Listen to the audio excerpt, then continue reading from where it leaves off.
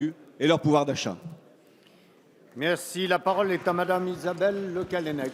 Merci, Monsieur le Président. Ma question s'adresse au Premier ministre. Le Président de la République a proclamé l'état d'urgence économique et sociale.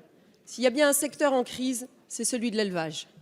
La situation se dégrade de jour en jour. Dépôt de bilan, liquidation judiciaire, chômage et même suicide. Les prix payés aux producteurs de viande bovine, porcine et de lait ne couvrent plus les coûts de production. En Bretagne, on évoque désormais la crise de la sidérurgie lorraine pour signifier à quel point la situation est grave.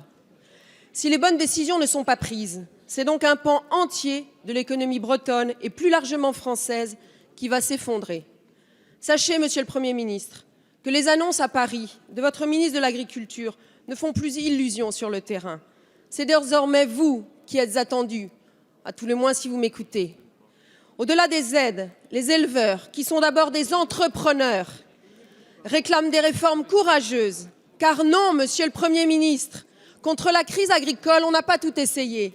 Le 3 septembre, vous déclariez « La priorité, c'est d'enrayer la baisse des prix ». 5 mois plus tard, il est permis de se demander ce qui a été concrètement mis en œuvre. L'urgence, ce sont les charges, le partage de la valeur ajoutée, les normes. C'est de votre responsabilité au niveau français. La concurrence déloyale, le traité transatlantique, la levée de l'embargo russe, c'est de votre responsabilité au niveau européen. Vous exhortez régulièrement l'opposition à faire des propositions. Le 4 février, le groupe Les Républicains défend en séance une proposition de loi en faveur de la compétitivité de l'agriculture et de l'agroalimentaire, élaborée en concertation avec les organisations professionnelles. Vous parlez constamment d'unité nationale.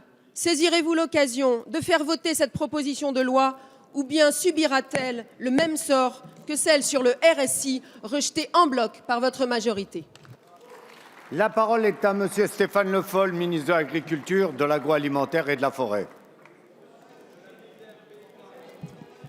Monsieur le Président, Madame la députée, vous avez posé une question au Premier ministre et c'est le ministre de l'Agriculture qui vous répond.